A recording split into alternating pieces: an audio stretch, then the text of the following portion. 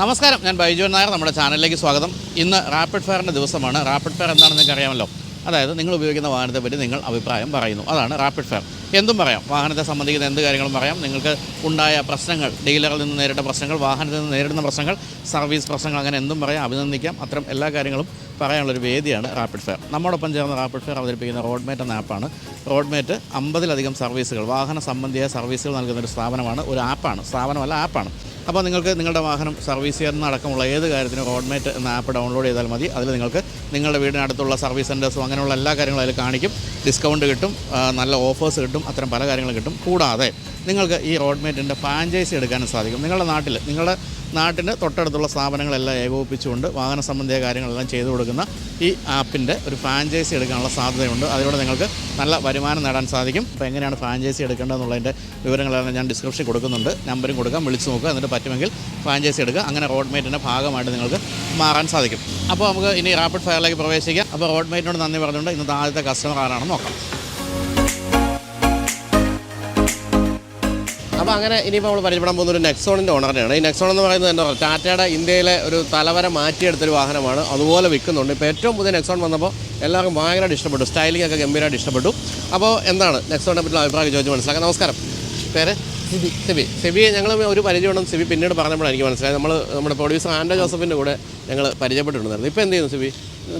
Industry തന്നെ ഉണ്ട്. Cinema ഇൻഡസ്ട്രിയിലുണ്ട്. എന്ത് ചെയ്യുന്നത്? പ്രൊഡക്ഷൻ സൈഡില്ല. പ്രൊഡക്ഷൻ സൈഡാണ്. ശരി. ഇപ്പോൾ എന്തെങ്കിലും പടം നടന്നുകൊണ്ടിരിക്കുന്നുണ്ടോ? വൈശാഖിനെ കൊണ്ടുണ്ട്. വൈശാഖിൻ്റെ ഇത് നടക്കുന്നു, ടെർബോ നടക്കുന്നു. ശരി, അതിലുണ്ട്, അതിൻ്റെ പ്രൊഡക്ഷൻ സൈഡിലുണ്ട്. ശരി. അപ്പം ഇപ്പം നടന്നുകൊണ്ടിരിക്കുകയാണല്ലോ അല്ലേ? ഓക്കെ. മമ്മൂക്ക അഭിനയിക്കുന്ന സിനിമ. ഓക്കെ. മിഥുൻ മാനുവൽ തോമസ് സ്ക്രിപ്റ്റ് എഴുതുന്നു അല്ലേ? ശരി. ഓക്കെ. അപ്പോൾ എന്താണ് നെക്സോണിലേക്ക് എത്താനുള്ള കാരണം?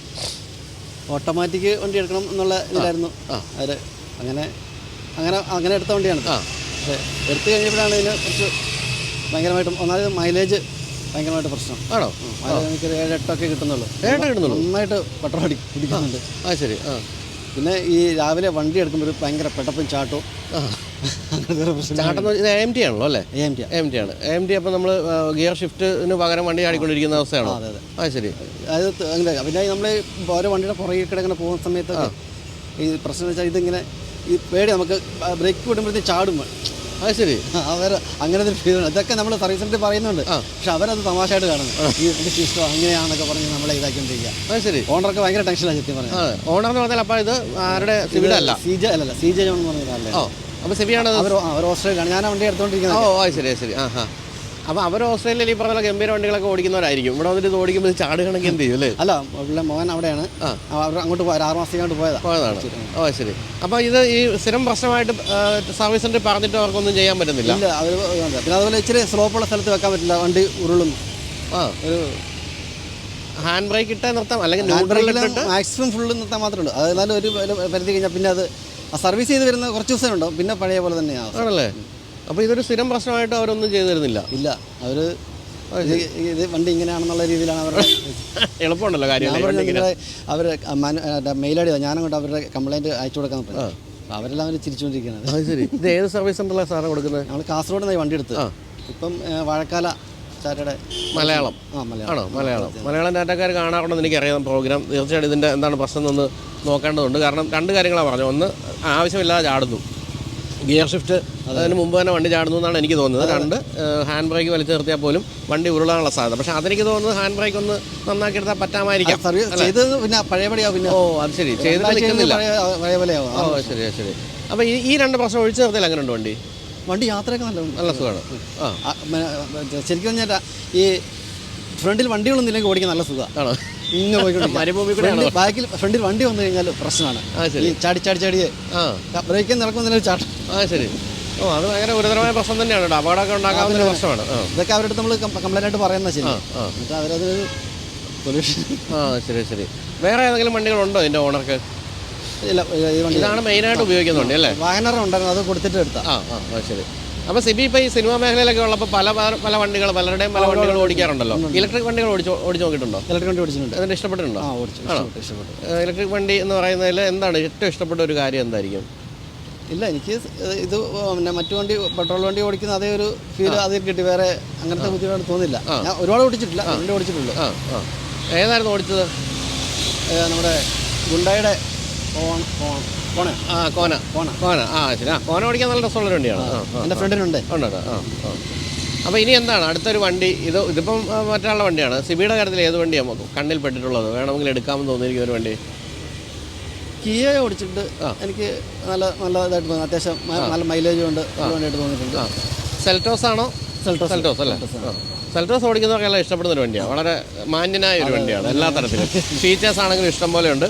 പിന്നെ ഈ പറഞ്ഞ പോലെ ഈ ഒരു കാര്യവും അവരെ കണ്ണിപ്പെടാൻ പോകില്ല. നമ്മളിപ്പോൾ ഇതുപോലെ ഒരു കാര്യം ചെന്ന് പറഞ്ഞു കഴിഞ്ഞാൽ അത് ശരിയാക്കിയിട്ടല്ലാതെ പുറത്തേക്ക് വിടില്ല. അല്ലാതെ ഒരു തമാശയായിട്ട് എടുക്കുന്ന പരിപാടിയൊന്നും അവിടെ ഇല്ല. അത്തരം കാര്യങ്ങളിലൊക്കെ നമ്മൾ മറ്റ് കമ്പനികളെ കണ്ടുപിടിക്കണം. ഞാനിപ്പോൾ ഈ റാപ്പിഡ് ഫയർ എന്ന് പറഞ്ഞ പ്രോഗ്രാം തുടങ്ങിയിട്ട് ഇപ്പം എനിക്ക് തോന്നുന്നത് 50ഓളം എപ്പിസോഡാകാറായി. ഈ 50 എപ്പിസോഡിലും പ്രത്യക്ഷപ്പെട്ട എല്ലാ ടാറ്റ ഓണേഴ്സും വണ്ടിയെപ്പറ്റി പറയുന്ന ഒന്നാന്തരം വണ്ടി. പക്ഷേ സർവീസ് എന്ന് പറഞ്ഞിട്ട് എല്ലാവരും 100% ആൾക്കാരും കുറ്റമേ പറഞ്ഞിട്ടുള്ളൂ. ഇപ്പോൾ നമ്മളിപ്പോൾ ഏറ്റവും പുതിയ ടാറ്റ സർവീസ് സെൻ്ററൊക്കെ വന്നിട്ടുണ്ട്, ലെക്സോൺ ടാറ്റയൊക്കെ. അതിലൊക്കെ ഒരു മാറ്റം വരുമെന്ന് പ്രതീക്ഷിക്കാം. എന്തായാലും ടാറ്റ എന്തുകൊണ്ട് ഇതൊന്നും ഗൗരവമായിട്ട് എടുക്കുന്നില്ല എന്നുള്ളത് എല്ലാ ഓണേഴ്സും പറയുന്നുണ്ട്. വണ്ടി നന്നാക്കി വിറ്റാൽ മാത്രം പോരാ, നല്ല വണ്ടി വിറ്റാൽ മാത്രം പോരാ, സർവീസിൻ്റെ കാര്യത്തിൽ വളരെ ശ്രദ്ധിക്കണം, മാരുതിയൊക്കെ കണ്ടുപിടിക്കണം, അത്തരം കാര്യങ്ങളിലൊക്കെ. അപ്പോൾ എന്തായാലും വലിയ സന്തോഷം സിബി, നമുക്ക് വീണ്ടും കണ്ടുമുട്ടാം. അപ്പോൾ ഒരു ചെറിയ ഒരു ഗിഫ്റ്റുണ്ട്. അത് റോഡ്മേറ്റ് ഒരു ആപ്പുണ്ട്. ആപ്പ് ഡൗൺലോഡ് ചെയ്തിട്ട് നമുക്ക് ഇന്ത്യയിൽ എവിടെയും വർഷത്തിൽ 4 പ്രാവശ്യം വണ്ടി സർവീസ് ചെയ്യാൻ, ഫ്രീ ആയിട്ട് സർവീസ് ചെയ്യാനുള്ള ഒരു ഗിഫ്റ്റാണിത്. ആ ഒരു കൂപ്പൺ റെഡീം ചെയ്താൽ മതി. ഈ വണ്ടിയായിട്ട് എവിടെ പോലും, കാസർഗോഡാണ് ഈ വണ്ടി ഉള്ളതെങ്കിൽ അവിടുത്തെയും ഏതെങ്കിലും സർവീസ് സെൻ്ററുമായിട്ട് റോഡ്മേറ്റ് ടൈപ്പ് കാണും. അവിടെ കൊണ്ടുപോയി നമുക്ക് വണ്ടി കഴുകി സൂക്ഷിക്കാം. അപ്പോൾ അത് തരുന്നതായിരിക്കും, ആ കൂപ്പൺ തരുന്നതായിരിക്കും. അപ്പോൾ എന്തായാലും ഇത് ഗൗരവമായിട്ട് എടുക്കുക. മലയാളം മോട്ടോഴ്സ് ആയാലും അല്ലെങ്കിൽ ടാറ്റ ആയാലും ഈ വണ്ടിയുടെ പ്രശ്നം നമ്പറൊക്കെ ഒന്ന് നോട്ട് ചെയ്ത് വെച്ചു. ഇനി ചെല്ലുമ്പോൾ എന്തായാലും പൂർണ്ണമായിട്ട് നന്നാക്കി തിരിച്ചു കൊടുക്കുമെന്ന് ഞാൻ പ്രതീക്ഷിക്കുന്നു. അപ്പോൾ thank you so much for coming. Okay.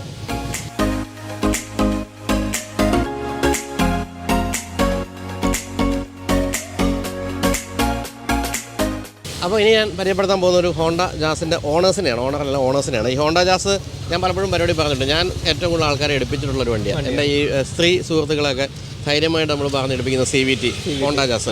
എനിക്ക് ഭയങ്കര ഇഷ്ടമുള്ള വണ്ടിയാണ്. നല്ല ഇൻറ്റീരിയർ സ്പേസ്, ഈ കാണുന്ന പോലെ ഒന്നുമല്ല, വണ്ടിക്ക് നല്ല ഇൻറ്റീരിയർ സ്പേസും എല്ലാം ഉണ്ടെന്നാണ് എൻ്റെ ഒരു വിശ്വാസം. ഇനി നമുക്ക് ചോദിച്ച് മനസ്സിലാക്കാം. അപ്പോൾ പേര് ആൻ്റണി. പേര് റിയ.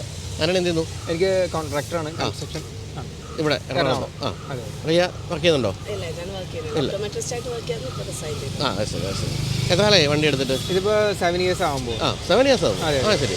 അന്ന് ഈ വണ്ടി മാത്രം നോക്കിയുള്ളൂ അതോ മറ്റേതെങ്കിലും വണ്ടികളൊക്കെ നോക്കിയിട്ടാണോ ഇതിലേക്ക് എത്തിയത്? ഹോണ്ടയുടെ ഒരു ഓട്ടോമാറ്റിക് വേണമെന്ന് പറഞ്ഞ് അങ്ങനെ തന്നെ തീരുമാനിച്ചു. അങ്ങനെ ഇത് ഹോണ്ട സിറ്റി നോക്കി അപ്പോൾ ഇത് കമ്പാരിറ്റീവ്ലി കുറച്ച് പ്രൈസ് കുറവാണ്. പിന്നെ ഇത് കുറച്ചും കൂടി നമുക്ക് ഓടിക്കാനും കുറച്ചും കൂടി കംഫർട്ടബിൾ ആയതുകൊണ്ട് ഇത് എടുക്കാം. സിറ്റി ഒന്ന് ഓടിച്ച് നോക്കിയിരുന്നോ? സിറ്റി ഒന്ന് ഓടിച്ച് നോക്കിയായിരുന്നു. അതിന് പ്രൈസ് കാറ്റഗറിയും കുറച്ച് കൂടുതലാണോ, അപ്പോൾ അതുകൊണ്ട് നമ്മൾ ഇതിലേക്ക് മാറിയതാണ്. എന്താണ് 7 വർഷത്തിന് ശേഷം എങ്ങനെയുണ്ടെന്ന് ചോദിച്ചാൽ എന്തായിരിക്കും അഭിപ്രായം? ഇപ്പോഴും ഈ പറഞ്ഞ പോലെ ഓടിക്കാനും ഇതുവരെയായിട്ട് നമുക്ക് വഴി കിടക്കേണ്ട ഒരു അങ്ങനെയൊന്നും വന്നിട്ടില്ല. അതുപോലെ തന്നെ സിറ്റി ഡ്രൈവ് ഏറ്റവും കംഫർട്ടബിൾ ആണ്. എത്ര ഓടിക്കാണ് 7 വർഷം കൊണ്ട്? 77,000 ആയി. ഓക്കെ. ഈ CVT ട്രാൻസ്മിഷൻ ഒരു പ്രശ്നമായിട്ട് പറയുന്നതിന് ഒരു റബ്ബർ ബാൻഡ് എഫക്റ്റ് ഉണ്ട് എന്ന് പറയുന്നത്, അങ്ങനെ തോന്നിയിട്ടുണ്ടോ? അങ്ങനെ ശരിക്കും തോന്നിയിട്ടുണ്ട്. കാരണം നമുക്ക് ഒന്ന് സ്പീഡിൽ പോകണമെന്ന് വിചാരിച്ചാലും നമ്മൾ ആക്സിലേറ്റർ ചവിടിയാലും വണ്ടി അങ്ങനെ അതുപോലെ അങ്ങനെ പെർഫോമൻസ് കിട്ടാറില്ല. അതൊരു പ്രോബ്ലം ആയിട്ട് തോന്നിയിട്ടുണ്ട്. പക്ഷേ ഈ പോളോയിട്ട് കമ്പയർ ചെയ്യുമ്പോൾ നമുക്ക് ഉള്ളിലുള്ള സ്പേഷ്യസ് ആയിട്ട് ഇതിൽ ട്രാവൽ ചെയ്യാം. 4 പേരൊക്കെ ബാക്കിൽ ഇരുന്നാലും നമുക്ക് കുഴപ്പമുണ്ട്. പോളോയിലൊക്കെ ഇരുന്നാലും നമുക്ക് 2 പേര് ഇരുന്നാൽ തന്നെ ആ ഒരു ഡിഫറൻസ് ശരിക്കും തോന്നിയാണ്. ഈ ഹോണ്ടയുടെ ഓട്ടോമാറ്റിക് എന്ന് തന്നെ തീരുമാനിച്ചെടുത്ത ആ ഒരു എന്താ പറയുക എക്സ്പെക്ടേഷനൊക്കെ മീറ്റ് ചെയ്യുന്നുണ്ടോ? കാരണം നമുക്ക് ഇതുവരെയായിട്ടും അങ്ങനെ ഒരു കംപ്ലൈൻസ് പോലും വന്നിട്ടില്ല. അപ്പോൾ അതുകൊണ്ട് ഹോണ്ടയുടെ വണ്ടി എന്ന് പറയുമ്പോൾ എപ്പോഴും അങ്ങനത്തെ ഒരു ഇത് ഉണ്ട്. സർവീസ് കോസ്റ്റ് എങ്ങനെയുണ്ട്? നോർമലാണ്, കുഴപ്പമൊന്നുമില്ല. ബിലോ 10,000 ഒക്കെയാണ് തന്നെ. പിന്നെ പാർട്സ് ഒക്കെ മാറാനായിട്ട് മാത്രമേ ഉള്ളൂ എന്തെങ്കിലും വരുന്നത്. അല്ലെങ്കിൽ മൈലേജ് ആണ്. പിന്നെ സിറ്റിയിൽ 7-8 കിട്ടും. ലോങ് പോകുമ്പോൾ 16-15 ഒക്കെ കിട്ടും. അപ്പോൾ ഇത് ഇപ്പോൾ എന്തായാലും 7 വർഷമായി. അടുത്തൊരു വണ്ടി ചിന്തിക്കേണ്ട സമയത്തിലേക്ക് എത്തുകയാണ് അല്ലേ? എന്തെങ്കിലും കണ്ണിൽ പെട്ടിട്ടുണ്ടോ? ഹോണ്ട സിറ്റിയാണ് ഇപ്പോൾ നോക്കുന്നത്. ശരി, ഹോണ്ട തന്നെ. ശരി. മാറാറ്. അപ്പോൾ അവിടെ നിന്ന് വിളി വരുന്നുണ്ട് എക്സ്ചേഞ്ച് ചെയ്യാന്നുള്ളതിൽ. ഹോണ്ട സിറ്റി നോക്കാന്നുള്ള പ്ലാനിങ്. ശരി. പക്ഷേ ഇപ്പോൾ ഒരു ഇലക്ട്രിക് കാറുകളൊക്കെ കാലമായല്ലോ, ശ്രദ്ധിച്ചിട്ടുണ്ടോ? ഇലക്ട്രിക് കാറുകൾ ശ്രദ്ധിച്ചിട്ടുണ്ടോ? ഞാൻ ഫസ്റ്റ് സൈറ്റൊക്കെ ഉള്ളതുകൊണ്ട് ടിയാഗോ EV എടുത്തൊക്കെ ഉള്ളൊരു പ്ലാനിങ് ഉണ്ടാവും. പക്ഷെ അങ്ങനെ വീണ്ടും ചെറിയൊരു വണ്ടിയിലേക്കല്ലേ പോകുന്നത്? ചെറിയ വണ്ടിയിലൊക്കെ പോകുന്നത്. സെക്കൻഡ് കാറായിട്ട് ഇത് കൊടുക്കണ്ട്. അപ്പോൾ അവർ പറഞ്ഞതെന്ന് വെച്ചാൽ മിനിമം 150 കിലോമീറ്ററെങ്കിലും ഡെയിലി ഓടിയാലേ അത് എടുത്തിട്ട് കാര്യമുള്ളൂ എന്നാണ്. അപ്പം അതുകൊണ്ട് എനിക്ക് അത്ര വരില്ല. എന്തായാലും 50-60 കിലോമീറ്റേഴ്സ് എന്തായാലും വരും. ഇതിന് തന്നെ ഒരു വൈരുദ്ധ്യമുണ്ട്. അതായത് സംഭവിച്ചാൽ നമ്മൾ ഇലക്ട്രിക് കാർ വാങ്ങിക്കുമ്പം ഇതിനേക്കാളും വില കൂടുതലാണ്. ഈ വില കൂടുതൽ കൊടുത്ത് നമ്മൾ വാങ്ങിക്കുമ്പോൾ കൂടുതൽ ഓടിയാലേ മുതലാവുള്ളൂ. പക്ഷേ കൂടുതൽ ഓടുമ്പോൾ ബാറ്ററി റീപ്ലേസ്മെൻറ്റിൻ്റെ കാലം വേഗം വരും. അപ്പം നമുക്ക് വണ്ടിയുടെ വിലയുടെ ഏകദേശം പകുതിയോളം റീപ്ലേസ്മെൻറ്റും വരും. അപ്പോൾ അതുകൊണ്ട് ഇത് തമ്മിൽ വൈരുദ്ധ്യമുണ്ട്. കൂടുതൽ ഓടിയാൽ മുതലാവുള്ളൂ, കൂടുതൽ ഓടിയാൽ പക്ഷേ ഈ പ്രശ്നം. അതാണ് ഇപ്പോഴത്തെ ഒരു പ്രശ്നം. പക്ഷേ അതൊക്കെ ബാറ്ററി ടെക്നോളജിയൊക്കെ മാറി വരികയാണ്. വലിയ താമസമില്ല അതൊക്കെ എത്തും. അപ്പം റിയോ ഓടിക്കാറുണ്ടോ? അത് ഓടിക്കാറുണ്ടോ? അത് ചോദിക്കട്ടെ. ഈ മൈക്ക് ഓരോന്നേ ഉള്ളൂ, അതുകൊണ്ടാണ്. എങ്ങനെയുണ്ട്, എന്താണ് അഭിപ്രായം? നല്ല അഭിപ്രായം, നല്ല സ്മൂത്തായിട്ട് ഡ്രൈവ് ചെയ്യാനായിട്ട് നമുക്ക് സിറ്റിയിലൊക്കെ ഓടിക്കാനായിട്ട് ബെസ്റ്റാണ്. ഞാൻ ചോദിക്കാൻ ഞാൻ ഈ വാങ്ങിപ്പിച്ച അധികം എൻ്റെ സ്ത്രീ സുഹൃത്തുക്കളെ കൊണ്ടാണെന്ന് പറഞ്ഞുകൊണ്ടാണ് ഒരു യുവതിയുടെ അഭിപ്രായം ഞാൻ ചോദിച്ചത്. ഏറ്റവും ഇഷ്ടപ്പെട്ട ഒരു ഫാക്ടർ എന്താ ഇതിൻ്റെ? ഇത് ഒന്നാമത് കുറച്ച് ക്യൂട്ടായിട്ടുള്ള വണ്ടി ആയതുകൊണ്ട് നമുക്ക് എവിടെയാണെങ്കിലും പാർക്ക് ചെയ്യാൻ എല്ലാത്തിനും നമുക്ക് ഭയങ്കര ഈസിയാണ്. അപ്പോൾ ഇപ്പോഴത്തെ ഒരു അവസ്ഥയിൽ ഇപ്പം ഇത് നമ്മൾ നേരത്തെ പറഞ്ഞല്ലോ, ഇപ്പോൾ വാങ്ങിക്കാൻ നോക്കുന്ന ഹോണ്ട സിറ്റി ആണെങ്കിൽ പോലും ഒരു സ്ത്രീപക്ഷത്ത് നിന്ന് നോക്കുമ്പോൾ ഇപ്പോൾ അടുത്ത കാലത്ത് വന്നതിൽ ഏറ്റവും കാണാൻ സുന്ദരമായ വണ്ടി ഏതായിട്ടാണ് തോന്നിയിരിക്കുന്നത്? ജിംനിയെ പറ്റി ഒരാൾ നല്ല അഭിപ്രായം പറഞ്ഞു, സന്തോഷം. ജിംനി പക്ഷേ ഈ സ്ത്രീകൾക്ക് പലപ്പോഴും വളരെ മാൻലി ആയിട്ടുള്ള വണ്ടികളോട് ഇഷ്ടമുള്ളതുകൊണ്ട് താറാണ് പലരും ശ്രദ്ധിക്കാറുള്ളത്. പിന്നെന്താ ജിംനി എന്ന് പറഞ്ഞത്? താറിന് കുറച്ച് ബൾക്കി ആയിട്ടുള്ള ഒരു ജിംനി കുറച്ചുകൂടെ ക്യൂട്ടാണ്. ഞാൻ ഈ ജിംനി എടുത്തത് പിന്നെ ജിംനി കൊള്ളാമെന്ന് പറയിപ്പിക്കാൻ വേണ്ടി പലരോടും ചോദിച്ച് ശ്രമിക്കാറുണ്ട്. അങ്ങനെ എന്തായാലും സന്തോഷം. അപ്പം ഇനി ഒരു കാര്യം ചോദിക്കാനുള്ളത്, ഇതിൽ നിന്നൊക്കെ വിട്ടിട്ടുള്ള കാര്യം, ഇപ്പം നിങ്ങളൊക്കെ ദീർഘദൂരം ഓടിക്കാറുണ്ടല്ലോ. അപ്പോൾ ഈ ലൈൻ ട്രാഫിക് അല്ലെങ്കിൽ ലൈൻ ഡിസിപ്ലിൻ കീപ്പ് ചെയ്യാറുണ്ടോ? കുറവാണ്, എന്നാലും നോക്കാറുണ്ട്. ബാക്കിൽ നിന്ന് തന്നെ വണ്ടി നമ്മൾ സ്പീഡും കാര്യങ്ങളും എങ്ങനെയാണ് നോക്കിയിട്ടാണ് നമ്മൾ എടുക്കാറുള്ളത്. ഞാൻ ചോദിക്കാൻ കാര്യം വെച്ചാൽ നമ്മളിതൊന്നും ആരും പഠിപ്പിക്കുന്നില്ല. അപ്പം നമ്മളിതൊക്കെ എവിടെ നിന്നാണ് പഠിക്കുന്നതെന്നാണ് ഞാൻ ഈ പലരും ചോദിക്കാറുള്ളത്. ഇപ്പം ലൈസൻസിങ്ങിൻ്റെ സമയത്തായാലും അല്ലെങ്കിലും എന്താണ് ലൈൻ ട്രാഫിക് എന്ന് പറഞ്ഞു തരാതെയാണ് നമ്മുടെ നാട്ടിൽ വലിയ ഹൈവേ വന്നുകൊണ്ടിരിക്കുന്നത്.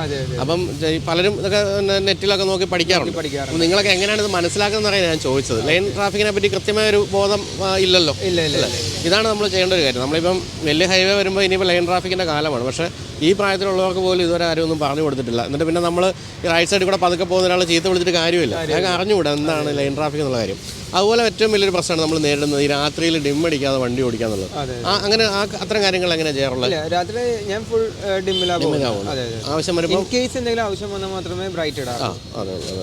അങ്ങനെ അതും ഈ പറഞ്ഞ ആരും പറഞ്ഞു തരുന്നില്ല. നമുക്കും അത് ബുദ്ധിമുട്ടാണല്ലോ, അവര് ബ്രൈറ്റിൽ വരുമ്പോൾ നമുക്കും ബുദ്ധിമുട്ടാണ്. അതുകൊണ്ട് ഞാൻ എപ്പോഴും ഡിമ്മിലാ പോകും. അപ്പോൾ എന്തായാലും വീണ്ടും ഹോണ്ട സിറ്റിയിലേക്ക് തന്നെ, ഹോണ്ട ജാസിൽ നിന്ന് സിറ്റിയിലേക്ക് പോകാൻ പോകുന്ന രണ്ടുപേരാണ് ഈ കാണുന്നത്.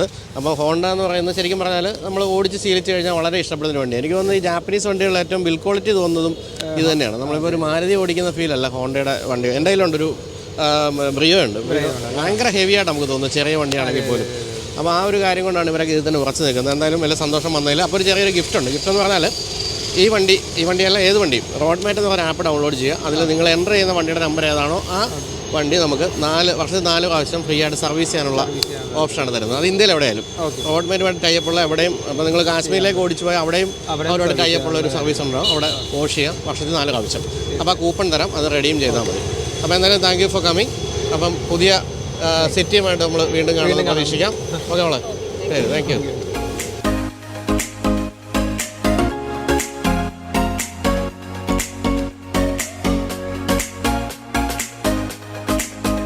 അപ്പോൾ ഇനി നമ്മൾ പരിചയപ്പെടുന്നത് ജീപ്പ് കോമ്പസിൻ്റെ ഓണറിനെയാണ്. നമസ്കാരം ചേട്ടാ. പേര്? സുനിൽ. എന്ത് സുനിൽ? ഞാൻ IT എംപ്ലോയി ആണ്. നേരത്തെ ഇവിടെ ഇൻഫോ പാർക്കിലായിരുന്നു, ഇപ്പോൾ ബാംഗ്ലൂരാണ്. ശരി. കൊച്ചിക്കാരനാണോ?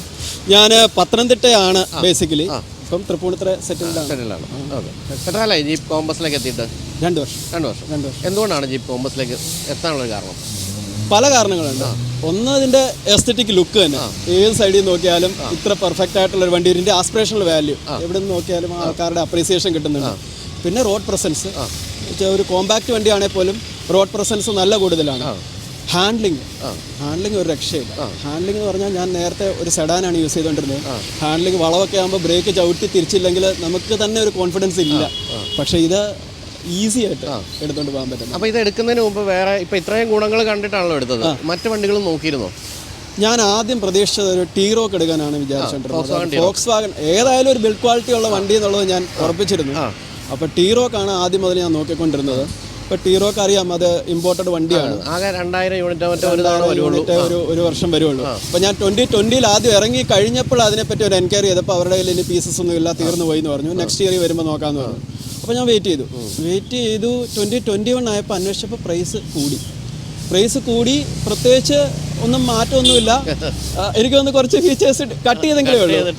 അപ്പം പ്രൈസ് കൂടിയിട്ടുണ്ട്. അപ്പം ഞാൻ നോക്കിയപ്പോൾ ഇവിടെ ഓൺ റോഡ് വരുമ്പോൾ 27 വരും. അതിന് അങ്ങനെ ആയാലും ഇത് വർത്തിയായിട്ട് എനിക്ക് തോന്നിയില്ല. എന്നാലും ഞാൻ ബുക്ക് ചെയ്ത് കഴിഞ്ഞിട്ട് ഞാൻ വെറുതെ ജീപ്പ് കോമ്പസ് ആദ്യം ഇറങ്ങിയ സമയത്ത് ഉറപ്പായിട്ട് നോക്കിയിരുന്നു ആ വണ്ടി. എന്ന് പറഞ്ഞാൽ അന്ന് നമുക്ക് പല ബഡ്ജറ്റ് കൺസ്ട്രെയിൻസ് ഒന്നും കൊണ്ട് നമുക്ക് ജീപ്പിലേക്ക് എത്താൻ പറ്റിയില്ല. പക്ഷേ ജീപ്പ് ആദ്യം മുതലേ മനസ്സിലുണ്ടായിരുന്നു.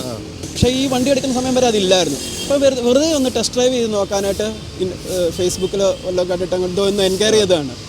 അവിടെ ഒന്ന് ഓടിച്ച് നോക്കി കഴിഞ്ഞപ്പം നല്ല ഗംഭീര വണ്ടി, ബിൽഡ് ക്വാളിറ്റി ഓൾറെഡി അറിയാം നമുക്ക്. ഗംഭീര വണ്ടി, ഓടിക്കാൻ നല്ല സുഖം ഒക്കെ ആയി.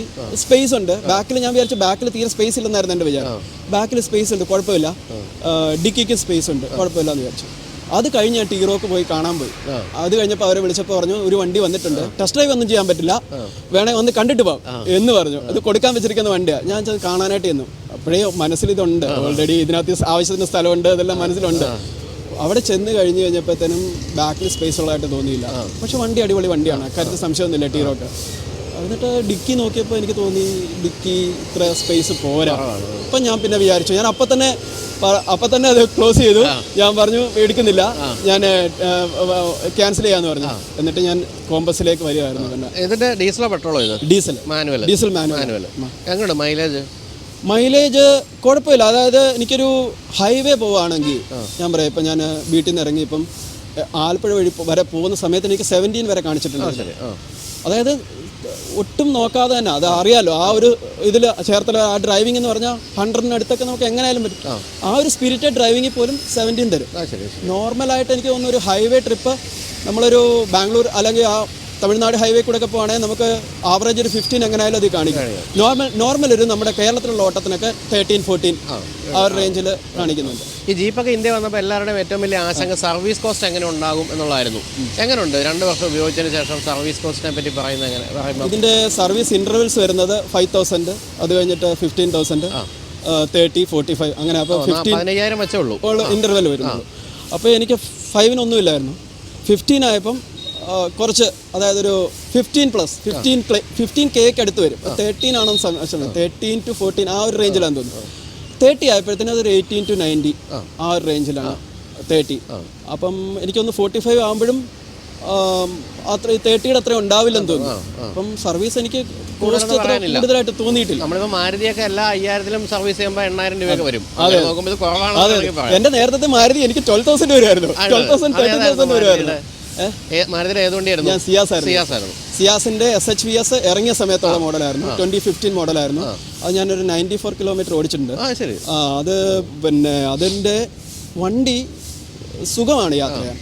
അതായത് ഡ്രൈവ് ചെയ്യാനും ഡ്രൈവിംഗ് പ്രഷറല്ല, ഐ മീൻ സസ്പെൻഷൻ സുഖമാണ്. ബാക്കിലിരിക്കുന്നവർക്ക് സുഖമാണ്. ഇന്നോവയെക്കാട്ടിലും എനിക്കൊന്ന് കംഫർട്ടുണ്ട് ബാക്കിലിരിക്കുന്നവർക്ക്. പക്ഷെ ഒരു കുഴപ്പമെന്ന് പറഞ്ഞാൽ ഇപ്പോൾ ആൾ നിറച്ച് കയറി കഴിഞ്ഞാൽ ബാക്ക് സൈഡ് സാഗ് ചെയ്യും. പിന്നെ ഈ ഉച്ച വെയിലത്ത് AC ഇട്ട് പോകുമ്പം വണ്ടി സ്ട്രഗിൾ ചെയ്യുന്ന നമ്മളും കൂടെ സ്ട്രഗിൾ ചെയ്യും. എൻ്റെ കൂടെ വണ്ടിയെ സ്ട്രഗിൾ ചെയ്യിക്കുന്നതിൻ്റെ കൂടെ നമ്മൾ സ്ട്രഗിൾ ആവും. അപ്പോൾ അങ്ങനെ വലിയ ബുദ്ധിമുട്ടായിരുന്നു. ആ ഒരു ഇതിലിപ്പം ഞാൻ വിചാരിച്ചത് ഡ്രൈവിംഗ് പ്ലഷർ അല്ലെങ്കിൽ എൻ്റെ ഹേർട്ടിനെ ഫോളോ ചെയ്യാമെന്ന് വിചാരിച്ചു. നമ്മൾ ആ സമയത്ത് പല കൺസ്ട്രെയിൻറ്റ്, എനിക്ക് എസ്ക്രോസ് ആയിരുന്നു ആ സമയത്ത് എടുക്കാൻ. ആ സമയത്ത് എസ്ക്രോസ് ഇറങ്ങിയിട്ടേ ഉള്ളൂ. അപ്പോൾ എസ്ക്രോസ് ആയിരുന്നു എനിക്ക് എടുക്കാനുണ്ടായിരുന്നത്. പക്ഷേ അന്ന് 1.6 മോഡൽ ഇത്തിരി ഓവർ പ്രൈസ്ഡ് ആയിരുന്നു 1.6 വന്നപ്പോൾ. പക്ഷേ എസ്ക്രോസിൻ്റെ ലുക്ക് എനിക്ക് ഇഷ്ടമായിരുന്നു. എസ്ക്രോസ് എടുക്കാനായിരുന്നു ആദ്യം തീരുമാനിച്ചത്. പക്ഷേ സിയാസിലേക്ക് എനിക്ക് എത്തേണ്ടി വന്നു പല കാരണങ്ങളും കൊണ്ട്. അപ്പം വിചാരിച്ചു ഇനി അങ്ങനൊരു അവസ്ഥ ഉണ്ടാവരുത്, എടുക്കുന്ന വണ്ടി ഇനി എനിക്ക് ഇഷ്ടപ്പെടുന്ന വണ്ടി തന്നെ ഞാൻ എടുക്കുള്ളൂ എന്ന് വിചാരിച്ചു. ഇതിന് ഏറ്റവും ഇഷ്ടപ്പെട്ട ഒരു ഫീച്ചർ എന്താണ്? ഇതിൻ്റെ ഏറ്റവും ഇഷ്ടപ്പെട്ട ഫീച്ചർ എന്ന് പറഞ്ഞാൽ ഇതിൻ്റെ ലുക്സ്, ഇതിൻ്റെ മാനുവറബിലിറ്റി, അതായത് കോർണറിങ് എബിലിറ്റി. പിന്നെ സ്പീഡിൽ പോയി ഇപ്പോൾ 6th ഗിയറിൽ പോയി കഴിഞ്ഞാൽ വണ്ടി ഗ്ലൈഡ് ചെയ്യുമെന്നേ നമുക്ക് തോന്നുള്ളൂ. റോഡിൽ കൂടെ പോലും പോകുന്ന ഒരു ഫീലിംഗ് ഇല്ല. ഭയങ്കര സ്മൂത്താണ്, ഭയങ്കര ഇതായിട്ടേ പോവുള്ളൂ. അപ്പോൾ എനിക്ക് തോന്നുന്നത് അത് തന്നെയാണ് വണ്ടി ഓടിക്കുമ്പോൾ നമുക്ക് കിട്ടുന്ന ഒരു പറയത്തില്ല, ഇപ്പോൾ ഒരു വണ്ടികളുടെ ഒരു ആലങ്കാരിക ഭാഷയിൽ പറഞ്ഞ ഒരു white green in your face എന്ന് പറയും. അപ്പം ഓവർടേക്ക് ഒക്കെ ചെയ്യുമ്പോൾ നമുക്ക് തോന്നുന്ന ആ ഒരു ഫീലിംഗ് ആണ്. ഇപ്പം ബൈച്ചേട്ടനെ അറിയാം, കോട്ടയം എറണാകുളം റൂട്ട് ഒരു ബസ് മുന്നിൽ പെട്ടുപോയി കഴിഞ്ഞാൽ നമ്മൾ ഒന്ന് ഓവർടേക്ക് ചെയ്യാൻ പെടുന്ന പാട് ഒന്നങ്ങോട്ട് കയറി വരുമ്പോഴായിരിക്കും വളവാകുന്നത്. പക്ഷേ ഈ വണ്ടി ആകുമ്പോൾ അങ്ങനെ പ്രശ്നമേ. എന്തെങ്കിലും പോരായ്മ അല്ലെങ്കിൽ എന്തെങ്കിലും ഫീച്ചർ അഡീഷണൽ ഉണ്ടായിരുന്നെങ്കിൽ തോന്നിയിട്ടുണ്ടോ? ഇതിൽ ഇപ്പം അഡാസ് ഇല്ല. അഡാസ് ബാക്കി എല്ലാ ഫീച്ചേഴ്സിലും ഉണ്ട്. പിന്നെ ഈ ലൈറ്റ് ഒത്തിരി ലെഫ്റ്റ് ഓറിയൻറ്റഡ് ആണ്. എനിക്ക് തോന്നിയിരിക്കുന്ന ഓറിയൻറ്റേഷൻ ലെഫ്റ്റ് ആണെന്ന്. അത് ഇത്തിരി വേണമെങ്കിൽ അത് അഡ്ജസ്റ്റ് ചെയ്യാമായിരിക്കും. അതുകൊണ്ട് നൈറ്റ് ഡ്രൈവ് ഇപ്പം നൈറ്റിലിപ്പം പറയാ മഴയുണ്ടെങ്കിൽ ഇപ്പോൾ ഒരു ഇത്തിരി ഡിഫിക്കൽട്ടായിട്ട് തോന്നിയിട്ടുണ്ട്. പിന്നെ ടേണിംഗ് റേഡിയസ് ഒരു പ്രശ്നമാണ്. അതല്ലാതെ വേറെ ഒരു ഇതുമില്ല. എല്ലാം കൊണ്ടും ഞാൻ സാറ്റിസ്ഫൈഡ് ആണ്. എനിക്ക് സർവീസിൻ്റെ കാര്യത്തിൽ എനിക്ക് 1-2 കാര്യങ്ങൾ എനിക്ക് മാരുതി പോലും കിട്ടാത്ത കാര്യങ്ങൾ എനിക്ക് ഇവിടെ ജീപ്പിൽ നിന്ന് കിട്ടി. എന്താണെന്ന് പറഞ്ഞു കഴിഞ്ഞാൽ ഒരു പ്രാവശ്യം ക്ലച്ചിന് എന്തോ ഒരു ഹാർഡ്നെസ് ഉണ്ടായിരുന്നു, അല്ല ഗിയറിന് ഹാർഡ്നെസ് ഉണ്ടായിരുന്നു. അപ്പം എനിക്കത് മനസ്സിലായില്ല, ഞാൻ സ്ഥിരം യൂസ് ചെയ്യുന്ന വണ്ടി എനിക്കത് മനസ്സിലായില്ല. പക്ഷേ സർവീസ് മാനേജർ ഓടിച്ച് നോക്കിയിട്ട് പറഞ്ഞു ഇതിൻ്റെ ഗിയറിനൊരു പിടിക്കുന്നുണ്ട്, നമുക്കത് വാറണ്ടിയിൽ മാറിത്തരാം. പുള്ളി ഇങ്ങോട്ട് പറഞ്ഞു ഒരു 70,000 പാർട്ട് വരും, അത് വാറണ്ടിയിൽ ഫ്രീ ആയിട്ട് മാറിത്തരാണ്, നമുക്കത് വാറണ്ടി തീരുന്നതിന് മുമ്പ് ചെയ്യാമെന്നൊരു പുള്ളി ഇങ്ങോട്ട് പറഞ്ഞു. എന്നിട്ട് മാറി തന്നു പുള്ളി. അപ്പം അങ്ങനെയുള്ളൊരു മാരുതിയിൽ എനിക്ക് ഒരിക്കലും എനിക്ക് കിട്ടിയിട്ടില്ല. ഹൈസൺ അല്ല, ഞാൻ ഇവിടെ പിനാക്കിള് കാക്കനാട് നിന്നായിരുന്നു ഇത് സർവീസ് ചെയ്തത്. അപ്പോൾ കാക്കനാട് നിന്ന് അങ്ങനെ ഒരു കിട്ടിയിരിക്കുന്നത്. കാരണം ജീപ്പിന്റെ കാര്യത്തിൽ എന്റെയൊക്കെ മനസ്സിലുള്ള ജീപ്പിന്റെ സർവീസ് അത്ര ഇത് പറഞ്ഞാൽ ഭയങ്കര അഭിനന്ദിക്കാവുന്ന രീതിയിലൊന്നും അല്ലെന്നാണ്. പക്ഷെ അങ്ങനല്ല എന്നുള്ള ഇപ്പം പറയുകയാണ്. നല്ല കാര്യം. അതുപോലെ ഇലക്ട്രിക് വാഹനങ്ങൾ ഓടിച്ചു നോക്കിയിട്ടുണ്ടോ? ഇലക്ട്രിക് വാഹനങ്ങൾ ഓടിച്ചു നോക്കിയിട്ടില്ല. പക്ഷേ ഇലക്ട്രിക് വാഹനങ്ങൾ കാണാറുണ്ട്. പ്രത്യേകിച്ചും എന്താ പറയുക, ഇപ്പോൾ ഹൈ എൻഡ് വണ്ടികളൊക്കെ ആണെങ്കിൽ കാണാൻ രസമുണ്ട്. ഞാൻ ഒരു അപ്ഗ്രേഡിലേക്ക് പോകുമ്പോൾ ഇലക്ട്രിക്കിലേക്ക് ചിന്തിക്കുമോ ഇനിയുള്ള കാലം? എനിക്ക് ഇതുവരെ അങ്ങോട്ട് ഇലക്ട്രിക് വന്നില്ല. എന്താന്ന് പറഞ്ഞാൽ ഒന്നാമത്തെ കാര്യം എസ്തെറ്റിക് ലുക്ക് തന്നെ. ഈ പച്ച ബോർഡ്, ഒരു റെഡ് വണ്ടിക്ക് ആ പച്ച ബോർഡ് ഇത് തന്നെ ഞാൻ പറഞ്ഞിട്ടുണ്ട് ഒരു വീഡിയോയിൽ. അതാണ് ഏറ്റവും വലിയ റെഡ് വണ്ടിക്ക് ഒരു വൈറ്റ് വണ്ടിക്കാണെങ്കിൽ ഓക്കെ, അത് കാണാൻ കൊള്ളാം. അതിന് പകരം ഗവൺമെന്റ് വൈറ്റിൽ ഒരു നീല ലെറ്ററിങ്ങോ അങ്ങനെ വല്ലതും ആണെന്നുണ്ടെങ്കിൽ ഞാനിപ്പോ യൂറോപ്പിൽ നിന്ന് ഇന്നലെ വന്നോളൂ. അവിടെയൊക്കെ അങ്ങനെ പരിപാടിയൊന്നുമില്ല. എല്ലാം സാധാരണ പോലുള്ള നമ്പർ പ്ലേറ്റേ ഉള്ളൂ. നമ്മൾ തിരിച്ചറിയാൻ പറ്റില്ല ഇതാണ് ഇലക്ട്രിക് ആണോ. പക്ഷെ എന്നാൽ പോലും വൃത്തികേടില്ലാത്ത രീതിയിൽ അവിടെ ഓടിച്ചുകൊണ്ട് നല്ല മിനി കൂപ്പറൊക്കെ കാണും. കഷ്ടം തോന്നും. ഒരു പച്ച ബോർഡ് വെച്ചിട്ടുണ്ട്. ശരി, അത് സത്യമാണോ? പിന്നുള്ളതെന്ന് പറഞ്ഞാൽ ഒരു ഹേർട്ട് ഇല്ല എന്ന് തോന്നിയിട്ടുണ്ട്. മീൻസ് പക്ഷെ അതില്ല, ഞാൻ എക്സ്പീരിയൻസ് ചെയ്തിട്ടില്ല എങ്ങനെയായാലും. പക്ഷേ അങ്ങനെ ഒരു ഇത് തോന്നിയിട്ടില്ല. പിന്നെ ഇപ്പൊ പറയാം, ഫ്ലാറ്റിലൊക്കെ താമസിക്കുന്നവർക്ക് അതൊരു ഇൻഫ്രാസ്ട്രക്ചർ ഒരു പ്രശ്നമാണ്. മുന്നോട്ട് വരും. 2 വർഷത്തിനുള്ളിൽ എന്ത് സംഭവിക്കാൻ നമുക്ക് അറിയാൻ പാടില്ല. പക്ഷേ എനിക്ക് സ്കൂട്ടറിൽ അങ്ങനെയല്ല. എനിക്ക് സ്കൂട്ടറിന്റെ കാര്യത്തിൽ അല്ലെങ്കിൽ 2 വീലറിന്റെ കാര്യത്തിൽ എനിക്ക് ബൈക്കല്ല, 2 വീലർ സ്കൂട്ടി ടൈപ്പ് വണ്ടികൾക്കാണെങ്കിൽ എനിക്ക് ഇലക്ട്രിക് ആണ് ഒന്നുകൂടെ നല്ലതെന്ന് തോന്നിയിട്ടുണ്ട്. പക്ഷേ കാറിന്റെ കാര്യത്തിൽ എനിക്ക് ഇതുവരെ അതായിട്ടില്ല. അപ്പോൾ എന്നാലും സന്തോഷം. ജീപ്പ് കോമ്പസിന്റെ വളരെ വിശ്വസ്തനായ ഒരു എന്താ പറയുക ഒരു ആളിനെയാണ് നമ്മൾ കാണുന്നത്. തന്നെയല്ല വേറൊരു കാര്യങ്ങളുണ്ട്. നമ്മൾ ജീപ്പ് മേടിക്കുന്നതോടുകൂടി നമ്മളൊരു കമ്മ്യൂണിറ്റിയിലേക്ക് കൂടെ ആഡ് ആവുകയാണ്. അതായത് ഗോഡ്സ് ഓൺ ജീപ്പേഴ്സ് എന്ന് പറഞ്ഞിട്ട് കേരളത്തിനൊരു ഗ്രൂപ്പ് ഉണ്ട്. അവർ ഓഫ് റോഡ് ട്രിപ്പൊക്കെ നമ്മൾ നടത്താറുണ്ട്. അപ്പം ഇപ്പം പിനാക്കിളാണെങ്കിൽ പോലും ഓഫ് റോഡ് നടത്താറുണ്ട്. ഡീലർ സൈഡ് അവരും നടത്താറുണ്ട്. അപ്പം അതിനൊക്കെ പോകാറുണ്ട്. ഇപ്പം ഇത് ടൂ വീൽ ഡ്രൈവ് ആണെങ്കിൽ പോലും നമ്മൾ അത്യാവശ്യം ഓഫ് റോഡൊക്കെ പോകാറുണ്ട്. അതെ, ഞാനിപ്പോൾ നമ്മൾ ഈ അടുത്ത കാലത്ത് ഇവിടെ പൂനെയിൽ പോയി ഇത് ഓടിച്ച സമയത്ത് 2 വീൽ ഡ്രൈവും 4 വീൽ ഡ്രൈവും ഒരുമിച്ച് നമുക്ക് ഓഫ് റോഡിന് തന്നു. ഞാൻ ആ വീഡിയോ പറയുന്നുണ്ട്, ഒരു വ്യത്യാസം തോന്നില്ല. 2 വീൽ ഡ്രൈവും 4 വീൽ ഡ്രൈവും പോകുന്ന അതേപോലെ ഇവിടെ. അതാണ് ഈ ജീപ്പിന്റെ ഒരു എന്താണ് മെക്കാനിസം എന്ന് പറയുന്ന സാധനം. അപ്പോൾ എന്തായാലും വളരെ സന്തോഷം. അപ്പോൾ ഒരു ചെറിയൊരു ഗിഫ്റ്റ് ഉണ്ട്. ഗിഫ്റ്റ് എന്ന് പറയുന്നത് ഈ നമ്മളെ റോഡ്മേറ്റ് എന്ന് പറഞ്ഞ ആപ്പ് ഡൗൺലോഡ് ചെയ്യാം. എന്നിട്ട് നമ്മൾ ഈ നമ്പർ അതിൽ എൻ്റർ ചെയ്യാം. അങ്ങനെയാണെങ്കിൽ വർഷത്തിൽ 4 പ്രാവശ്യം ഫ്രീ സർവീസ് നമ്മൾ വണ്ടിക്ക് കിട്ടും. അത് ഇന്ത്യയിൽ അവിടെ പോയാലും വണ്ടിയൊക്കെ വൃത്തികേടായിട്ടിരിക്കുന്ന സമയത്ത് റോഡ്മേറ്റുമായിട്ട് ടൈപ്പ് ഉള്ള ഏതെങ്കിലും സർവീസ് സെൻ്ററിൽ കൊണ്ട് ഫ്രീ ആയിട്ട് വണ്ടി വാഷ് ചെയ്ത് കിട്ടും. ആ കൂപ്പൺ നമ്മൾ തരും, അത് റെഡീം ചെയ്താൽ മതി. ഓക്കെ, അപ്പോൾ എന്തായാലും സേഫ് ആൻഡ് ഹാപ്പി മോട്ടറിങ്. അപ്പോൾ ഒരു പടം കൂടെ എടുത്തിട്ട് പിരിയാം. ഓക്കെ, ശരി.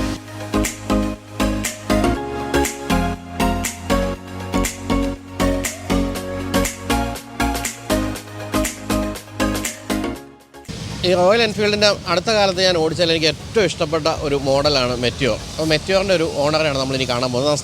നമസ്കാരം. പേര്? മുരളി. എന്ത് ചെയ്യുന്നു മുരളി? ഞാൻ എഞ്ചിനീയറാണ്, മെക്കാനിക്കൽ എഞ്ചിനീയറാണ്. പുറത്തായിരുന്നു. തിരിച്ചു വന്നു. ഓക്കെ. അപ്പോൾ ഇത് കാണുമ്പോൾ നമുക്ക് മനസ്സിലാകുന്നത് ഇത് ലേ പോലെയുള്ള സ്ഥലങ്ങളെയൊക്കെ ഓടാറുണ്ടെന്നാണ്. അതോ വെറുതെ തൂക്കിയിട്ടിരിക്കുന്നതാണോ? അല്ല, ഞാൻ ലഡാക്ക് വന്നതാണ് അല്ലേ? ഓടിച്ച് ലഡാക്ക് പോയിട്ട്. ശരി. ഓഹോ, ഈ വണ്ടി തന്നെ? ഈ വണ്ടി. അപ്പോൾ അതിലേക്ക് പോകാം നമുക്ക്. എന്തുകൊണ്ടാണ് ഈ മെറ്റിയോർ സെലക്ട് ചെയ്യാനുള്ള കാരണം? മെറ്റിയോർ സെലക്ട് ചെയ്യാൻ മെയിൻലി ഇത് വന്നത് എന്താ പറയുക, വൈബ്രേഷൻ ഫ്രീ വണ്ടിയാണ്. പിന്നെ ലോങ് റൈഡിന് പറ്റിയ ഒരു സിറ്റിംഗ് പൊസിഷൻ ഉണ്ട്. അപ്പോൾ അത് നോക്കിയപ്പോൾ ഇതായിരുന്നു ബെസ്റ്റ് വണ്ടി. പിന്നെ വൈബ്രേഷൻ ഒട്ടുമില്ല. പിന്നെ നമ്മളുടെ ബാക്ക് പെയിൻ ഒന്നും വരാത്ത ഒരു വണ്ടിയാണ് എന്നാണ് അവർ പറഞ്ഞിരുന്നത്. പക്ഷെ അത് ഓടിച്ചു വന്നപ്പോൾ മനസ്സിലായി. പക്ഷേ എങ്കിലും ഈ ലഡാക്കൊക്കെ പോകാൻ ഉദ്ദേശിക്കുന്നവർ സാധാരണ എത്തുന്നത് ഹിമാലയനിലേക്കാണ് അല്ലേ? അത് നോക്കിയില്ലായിരുന്നോ?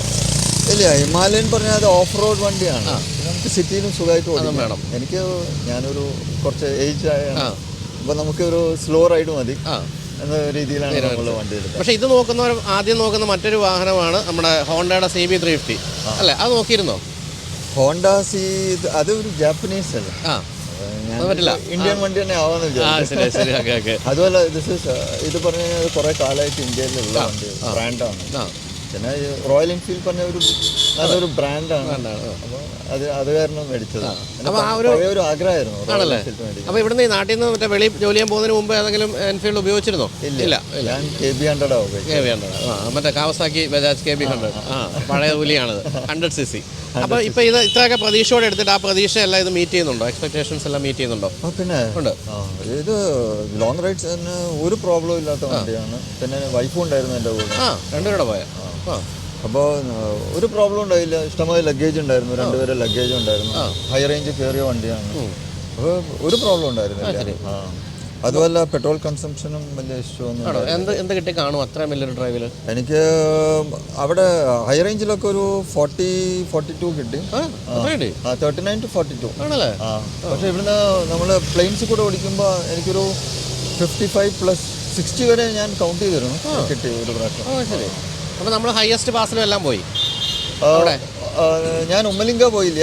ആ സമയത്ത് അവിടെ മഴ പെയ്യുണ്ടായിരുന്നു. അപ്പോൾ അത് കാരണം റോഡ്സൊക്കെ ബ്ലോക്ക്ഡ് ആയിരുന്നു. പക്ഷേ കർദുല പോയപ്പോൾ ഒന്നും പ്രോബ്ലം ഉണ്ടായിരുന്നു. ഈ കർദുലൊക്കെ പോയപ്പോഴത്തേക്കും ഓക്സിജൻ ഡെഫിഷ്യൻസി അങ്ങനെ എന്തെങ്കിലും എഞ്ചിന് ഫീൽ ചെയ്തോ? അതുണ്ടായിരുന്നു. അത് നോർമലാണ്. പവർ കുറയും. നമ്മൾ ലോ ഗിയർ ഇട്ട് ഓടിച്ചാൽ മതി, പതുക്കെ ഓടിച്ചാൽ മതി, ക്ലച്ച് പിടിക്കാണ്ട് ഓടിച്ചാൽ മതി. അപ്പോൾ പിന്നെ അതൊന്നും പ്രോബ്ലം വരില്ലായിരുന്നു. അപ്പോൾ ഇവിടെ നിന്ന് അവിടം വരെ അടുത്ത കാലത്ത് ഓടിച്ച ആളെന്നുള്ള നിലയ്ക്ക് ചോദിക്കട്ടെ, ഇന്ത്യയിലെ റോഡുകളുടെ അവസ്ഥ എന്താണ്? പ്രത്യേകിച്ച് വെളിയിൽ ജീവിക്കും കൂടെ ചെയ്ത ആളുടെ ഒരു അഭിപ്രായം ചോദിക്കുന്നത്. ഇന്ത്യയുടെ റോഡ് കമ്പയർ ടു കേരള നമ്മൾ ഈ ഇപ്പോൾ ആക്ച്വലി 66 വർക്ക് നടക്കുകയാണ്. അത് കാരണം മഹാമോശമാണ്. ബട്ട് ഔട്ട്സൈഡ് കേരള അടിപൊളി റോഡാണ്. അടിപൊളി റോഡാണ്. കാരണം എല്ലാം 3 ലൈനും 4 ലൈൻ 5 ലൈൻ 6 ലൈൻ അല്ലെങ്കിൽ 8 ലൈൻ എക്സ്പ്രസ് വേസ്. പക്ഷേ അവിടെയൊക്കെ നമ്മളിപ്പോൾ ഇന്ത്യയിലെ വലിയ പ്രശ്നം എന്ന് പറയുന്നത് ഇപ്പോൾ ലൈൻ ട്രാഫിക്. ഇപ്പോൾ വെളിയിൽ ഉരുളി ജീവിച്ചോണ്ട് ഉരുളിക്ക് പ്രശ്നം ഉണ്ടാവില്ല. അല്ലെങ്കിൽ ഈ ലൈൻ ട്രാഫിക് എന്ന് പറഞ്ഞാൽ നമ്മൾ ആരും ഒന്നും പഠിപ്പിക്കുന്നില്ല. അതെന്തെങ്കിലും കീപ്പ് ചെയ്യുന്നതായിട്ട് എവിടെയെങ്കിലും ശ്രദ്ധപ്പെട്ടോ? നോർത്തിൽ ഒട്ടുമില്ല, ഇവിടെ ഇല്ല. പക്ഷേ നോർത്തിൽ ഇത്രയും എക്സ്പ്രസ് വന്നിട്ട് അവിടെ ഒട്ടുമില്ല. എല്ലാവരും റൈറ്റ് സൈഡിൽ പിടിച്ചു പോകും, ഇഴഞ്ഞ് പോകും. ഓപ്പോസിറ്റ് സൈഡിൽ വണ്ടി വരും. അതാണ് ഏറ്റവും വലിയ പ്രശ്നം. ഇത്രയും ഗംഭീര ഹൈവേയിൽ നമ്മൾ ഓപ്പോസിറ്റ് വണ്ടി കയറി വരുന്നത് ലോകത്തിൽ കാണണമെങ്കിൽ ഇന്ത്യയിലെ മാത്രമേ പറ്റുള്ളൂ. എനിക്ക് ആ തരത്തിലുള്ള ഒരു അവബോധമൊന്നും ഇന്ത്യക്കാർക്ക് ഇതുവരെ ഉണ്ടായിട്ടില്ല. ട്രെയിലേഴ്സ് വരെ opposite direction express highway light കൊണ്ടൊരു വരവാണ് ഓപ്പോസിറ്റ്. പിന്നെ കണ്ടു ബാക്കി വണ്ടിയുടെ കംഫർട്ട് ലെവലിനെ പറ്റി പറഞ്ഞു. വേറെ എന്തൊക്കെയാണ് ഏറ്റവും ഇഷ്ടപ്പെട്ടൊരു ഫീച്ചറായിട്ട് പറയാവുന്നത്? എന്താ കംഫർട്ട് ലെവൽ പറഞ്ഞാൽ സിറ്റിംഗ് പൊസിഷൻ നല്ലതാണ്. ഇത് നമ്മളുടെ ഒരു ക്രൂയിസ് മോഡലാണ്. ഇപ്പോൾ സിറ്റിംഗ് പൊസിഷൻ നല്ലതാണ്. പിന്നെ ബാക്കിലിരിക്കുന്ന ആൾക്കും സുഖമായിട്ട് ബാക്ക് റെസ്റ്റ് ഉണ്ട്. അപ്പോൾ സുഖമായിട്ട് ഇരുന്ന് കംഫർട്ടബിളായിട്ട് പോവാം. പിന്നെ ബാക്കിയെല്ലാം നോർമലാണ്. വൈഫ് വളരെ കംഫർട്ടബിൾ ആയിട്ട് തന്നെയാണ് ഇത്രയും ദൂരം സഞ്ചരിച്ചത്. വൈഫിന് ഡൽഹിയിൽ നിന്നാണ് ജോയിൻ ചെയ്തിരുന്നത്. പക്ഷെ അവിടുന്ന് ഒരു പ്രോബ്ലം ഒന്നും ഉണ്ടായില്ല. സുഖമായിട്ട് പോയി കംഫർട്ടബിൾ ആയിട്ട്. അറൗണ്ട് 2000 കിലോമീറ്റേഴ്സ് ഉണ്ട്, 2500 കിലോമീറ്റേഴ്സ് ഉണ്ടായിരുന്നുണ്ട്. ഞാനിവിടുന്ന് ടോട്ടൽ അറൗണ്ട് 8000 കിലോമീറ്റേഴ്സ് പോയി വന്നു. ഇതിപ്പോൾ ടോട്ടൽ എത്ര ഓടി കാണും? ഇതിപ്പോൾ 20,000 ചില്ലറ ഓടി. ഈ നാവിഗേഷൻ ഉണ്ടോ? ട്രിപ്പ് നാവിഗേഷൻ ഉണ്ട്. അത് ഉപയോഗിക്കാൻ ചെയ്തിരുന്നു പോകുന്നു. ഇവിടെ ഞാൻ സ്ഥിരം ഉപയോഗിക്കുന്നുണ്ട്. അത് വളരെ കൺവീനിയൻ്റ് ആണല്ലേ? വളരെ കൺവീനിയൻ്റ് ആണ് ഇതിൻ്റെ നാവിഗേഷൻ. അതാണ് ഇവിടെ ഈ കാണുന്നത്. ഈ ചെറിയ ഒരു ഇത് കാണിച്ചു. ഈ കാണുന്നതിൽ ട്രിപ്പ് നാവിഗേഷൻ വരും. അതുകൊണ്ട് തന്നെ നമുക്ക് അധികം കണ്ണെടുക്കാതെ തന്നെ നമുക്ക് നാവിഗേറ്റ് ചെയ്ത് പോകാൻ സാധിക്കും. അതിപ്പം എൻഫീൽഡിൻ്റെ പല വണ്ടികളിലും കണക്ട് ചെയ്താൽ മതി. റോയൽ എൻഫീൽഡിൻ്റെ. അതെ. അപ്പോൾ അത് വെച്ച് നമുക്ക് നോക്കിക്കഴിഞ്ഞ് കഴിഞ്ഞാൽ നമുക്ക് ഇപ്പോൾ പുതിയ സ്ഥലങ്ങളിലോട്ട് പോവുകയാണെങ്കിൽ ഇത് യൂസ് ചെയ്യാം. അപ്പോൾ ഇനിയിപ്പോൾ എന്താണ് ഒരു ബൈക്കിൻ്റെ കാര്യത്തിൽ ഇത് തന്നെ കൊണ്ടു നടക്കാനാണോ അതോ ഇനി ഏതെങ്കിലും ഒരു പുതിയ ബൈക്കിലേക്ക് പോകുന്നുണ്ടോ? ഇല്ല, ഇപ്പോൾ തൽക്കാലം ഇപ്പോൾ എടുത്തല്ലേ ഉള്ളൂ. ഈ വണ്ടി കുറച്ച് കാലം ഉണ്ടാവും. അപ്പോൾ ഇനി എന്തെങ്കിലും ഇതുപോലെ സാഹസിക യാത്രകൾ മനസ്സിലുണ്ടോ ഉടനടി? അടുത്ത മാസം ഉണ്ട്. അത് നമ്മൾ വയനാട് മുള്ളി റൂട്ടൊക്കെ പൂട്ടാനൊക്കെ പിടിക്കാൻ സാധ്യത ഉണ്ടല്ലോ. അത് നോർത്ത് ഈസ്റ്റ് പിടിക്കണം. നോർത്ത് ഈസ്റ്റ് പൂട്ടാനൊക്കെ പിടിക്കാവുന്നതാണ്. പിടിക്കണം. അതിന് സമയം കണ്ടെത്തണം. കാറുകൾ ഉപയോഗിക്കുന്നുണ്ടോ? ഏതാ? XUV 500. എന്താണ് അഭിപ്രായം? നല്ല വണ്ടിയാണ്. കംഫർട്ട് ലെവൽ വളരെ നല്ലതാണ്. ലോങ് ഡ്രൈവിനും വളരെ നല്ലതാണ്. അതിലപ്പോൾ ഇങ്ങനെയുള്ള യാത്രകളൊന്നും ചെയ്യാറില്ല? നമ്മൾ ഗോവ, ട്രിവാൻഡ്രം, രാമേശ്വരം വരെ പോയിട്ടുള്ളൂ. പക്ഷെ എന്നാലൊരു ബൈക്കറാണ് ബേസിക്കലി അല്ലേ? മനസ്സുകൊണ്ടൊരു ബൈക്കറാണ്. Okay okay. അതുപോലെ ഇലക്ട്രിക് ബൈക്കുകളൊക്കെ ധാരാളം വരുന്നുണ്ടല്ലോ, അത് ഏതെങ്കിലും ഓടിച്ചിട്ടുണ്ടോ? എന്തെങ്കിലും കണ്ടുപെട്ടിട്ടുണ്ടോ? കണ്ടിട്ടുണ്ട്, പക്ഷെ ഓടിക്കാൻ ഇതുവരെ താല്പര്യം പോലും വന്നിട്ടില്ല. അതല്ല, ഇങ്ങനെയുള്ള ട്രിപ്പുകൾക്ക് ഒരിക്കലും പറ്റുന്നതല്ല. ഇത്രയും ദൂരമൊക്കെ ഓടിച്ചു പോകുന്ന ആൾക്കാരെ സംബന്ധിച്ച് അതിന് ഗിയർ ചേഞ്ചിങ് ഒക്കെ ആവശ്യമാണ്. നമ്മൾ ഹൈ റേഞ്ച് കയറുമ്പോൾ വണ്ടി ചിലപ്പോൾ പിടിച്ചില്ല എന്ന് വരും, എത്തില്ല എന്ന് വരും, കുടുങ്ങിപ്പോകും. അങ്ങനെ കുറേ ഓഫ് റോഡ്സും വരുന്നുണ്ട്. എസ്പെഷ്യലി ഇടുക്കി ഭാഗത്തൊക്കെ ഓഫ് റോഡ് നമ്മൾ പോകാറുണ്ട്. അതുപോലെ നമ്മൾ ഈ സർവീസിൻ്റെ കാര്യം എങ്ങനെയാണ്? റോയൽ എൻഫീൽഡിൻ്റെ സർവീസിനെ പറ്റി ചില കുറ്റങ്ങളൊക്കെ ഞാൻ ഈ കഴിഞ്ഞ ദിവസം കൂടെ നമ്മുടെ വീഡിയോകളുടെ താഴെ ആരും ഇട്ടിരിക്കുന്നു. ടാറ്റയുടെ സർവീസിനെ കുറ്റം പറഞ്ഞപ്പോൾ റോയൽ എൻഫീൽഡ് മോശമല്ല ചേട്ടാ എന്നൊക്കെ പറഞ്ഞുള്ള കമൻറ്റ് കണ്ടു. അങ്ങനെ തോന്നിയിട്ടുണ്ടോ? റോയൽ എൻഫീൽഡ് നല്ല സർവീസ് ആണല്ലേ. ഞാനിവിടെ സെൻറ്റ് മേരീസിലാണ് ചെയ്യുന്നത്. അപ്പോൾ നല്ല സർവീസാണ്. പിന്നെ കോസ്റ്റ് ലോ ആണ്, കമ്പാരിറ്റീവ്ലി ലോ ആണ്, ഹൈ ഒന്നുമല്ല. ഇന്ത്യൻ ബ്രാൻഡ് അല്ലേ, അത് കാരണം എൻ്റെ എന്താ പറയുക, ഇതിൻ്റെ സിസ്റ്റം എല്ലാം ഇന്ത്യൻ ആണ്. ലോ ആണ്, കോസ്റ്റ് ഇസ് വെരി ലോ. പിന്നെ അവർ ഹെൽപ്പും ചെയ്യും. നമുക്കിപ്പോൾ വല്ല പ്രശ്നം ഉണ്ടെങ്കിൽ അവർ വിത്തൗട്ട് ചാർജിങ് ഓൾസോ അവർ ചെയ്തു തരും നമുക്ക്. അപ്പോൾ എന്തായാലും അത് എന്തുകൊണ്ടാണ് അങ്ങനെ പറഞ്ഞതെന്ന് അറിഞ്ഞുകൂടാ. അതായാലും അത് ഉപയോഗിക്കുന്ന ആൾ വളരെ ഹാപ്പിയാണെന്നാണ് പറഞ്ഞത്. അപ്പോൾ ചുരുക്കം പറഞ്ഞാൽ റോയൽ എൻഫീൽഡിൻ്റെ പഴയ പ്രശ്നങ്ങളായ വൈബ്രേഷൻ, ഹീറ്റ്, അത്തരം കാര്യങ്ങളൊന്നും മെറ്റീരിയൽ ഇല്ല. അങ്ങനെ ഹീറ്റ് ഒന്നുമില്ല. ഇത് ലോങ് ഡ്രൈവ് ഞാൻ പോയിട്ടുണ്ട്, മോർ ദാൻ. അത് high range, that is from Srinagar to Leh. ഒറ്റ ദിവസം കൊണ്ട് പിടിച്ചു ആണല്ലേ, ഞാനും വൈഫും കൂടെ. അപ്പോഴൊന്നും ഹീറ്റിനൊന്നും പ്രോബ്ലം വന്നില്ല. ആക്സിലറേഷൻ ഒന്നും പ്രോബ്ലം ഒന്നും പറയില്ല, ഒരു പ്രോബ്ലം ഇല്ല. അപ്പോൾ എന്തായാലും കൊള്ളാം, വളരെ നല്ലൊരു ഫീഡ്ബാക്ക്. കാരണം വെച്ചാൽ ഇത്രയും ദൂരം ഓടിക്കുന്നത് വളരെ കുറവാണ്. ഇവിടെ നിന്നും ലേ വരെ പോയ വണ്ടിയാണിത്. ഒറ്റ ദിവസം കൊണ്ട് ശ്രീനഗർ ലേ എന്ന് പറഞ്ഞാലും മോശമല്ല. കാർഗിൽ, ദ്രാസൊക്കെ വഴിയുള്ള വളരെ മോശം വഴികളും പൊടി പിടിച്ച വഴികളൊക്കെ ആയിരിക്കും. പക്ഷേ റോഡൊക്കെ ഇപ്പം നല്ല റോഡായി, ഹൈ റേഞ്ച് ആണ്. പക്ഷേ നമുക്ക് ആ ഓക്സിജൻ്റെ ഇത് മനസ്സിലാവും. അതെ. അപ്പോൾ എന്തായാലും ഇത്തരം ബൈക്കേഴ്സിനെ കാണുന്നതിന് സന്തോഷമാണ് കേട്ടോ. കാരണം ഞാനെന്ന് വെച്ചാൽ പണ്ടൊക്കെ നമ്മളിങ്ങനെ ബൈക്കിൽ പോകുന്നില്ല, ഇപ്പോൾ ബൈക്കിലധികം പോകാത്തതുകൊണ്ട് തന്നെ ബൈക്കേഴ്സിനെ കാണുമ്പോൾ ഒരു സന്തോഷമാണ്. അപ്പോൾ താങ്ക് യു മുരളി. അപ്പോൾ ഒരു ചെറിയ ഒരു ഗിഫ്റ്റ് ഉണ്ട്. ഗിഫ്റ്റ് എന്ന് വെച്ചാൽ നമ്മൾ റോഡ് മേറ്റ് എന്ന് പറഞ്ഞൊരു ആപ്പ് ഡൗൺലോഡ് ചെയ്യുക. എന്നിട്ട് നമ്മുടെ വണ്ടിയുടെ നമ്പർ എൻ്റർ ചെയ്യുക. ഇന്ത്യയിൽ എവിടെയായാലും വർഷത്തിൽ 4 പ്രാവശ്യം ഈ വണ്ടി ഫ്രീ സർവീസ് തരികയാണ്. അത് പ്രത്യേകിച്ച് മുരളിയെ പോലുള്ള ബൈക്കേഴ്സിനൊക്കെ അത് ഈ ഇത്രയും ദൂരമൊക്കെ ഓടിച്ചു പോകുമ്പോൾ വണ്ടി ഫുൾ ചെളി പിടിച്ച് ശ്രീനഗറിലിരിക്കുമ്പോൾ റോഡ് മേറ്റുമായിട്ട് ടൈപ്പുള്ള ഏതെങ്കിലും സർവീസ് സെൻ്ററിൽ കൊണ്ടുപോയി ഫുൾ വാഷ് ചെയ്ത് വർഷത്തിൽ 4 പ്രാവശ്യം നമ്മൾ ആ കൂപ്പൺ തരും, അത് റെഡീം ചെയ്താൽ മതി. ഓക്കെ, അപ്പോൾ സേഫ് ആൻഡ് ഹാപ്പി മോട്ടറിങ് ആശംസിക്കുന്നു. Thank you.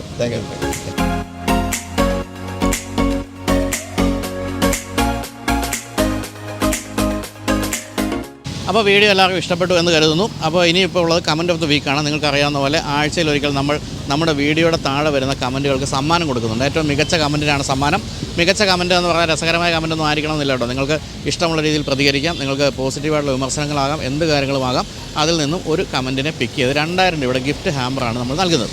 അപ്പോൾ ഗിഫ്റ്റ് ഹാമ്പർ സ്പോൺസർ ചെയ്തിരിക്കുന്ന റോഡ്മേറ്റ് എന്ന ആപ്പാണ്. റോഡ്മേറ്റ് എന്ന ആപ്പ് നിങ്ങൾക്കറിയാം. റോഡ്മേറ്റ് എന്ന ആപ്പ് വാഹന സംബന്ധിച്ച എല്ലാ കാര്യങ്ങളും ഒരു ആപ്പിൽ ഒതുക്കിയിരിക്കുന്ന ആപ്പാണെന്ന് ഞാൻ പറഞ്ഞല്ലോ. തുടക്കത്തിൽ പറഞ്ഞ പോലെ നിങ്ങൾക്ക് റോഡ്മേറ്റിൻ്റെ ഫ്രാഞ്ചൈസി എടുക്കാൻ സാധിക്കും. അതിൻ്റെ ഡീറ്റെയിൽസ് എന്തൊക്കെയാണ് ചെയ്യേണ്ടതെന്നുള്ളത് ഞാൻ ഡിസ്ക്രിപ്ഷൻ കൊടുക്കുന്നുണ്ട്, കണ്ടു നോക്കുക. അപ്പോൾ എന്തായാലും രസകരമായ കമൻറ്റുകളുമായിട്ട് നമുക്ക് കാണാം. വീഡിയോ ഉണ്ടെല്ലാവർക്കും നന്ദി, നമസ്കാരം.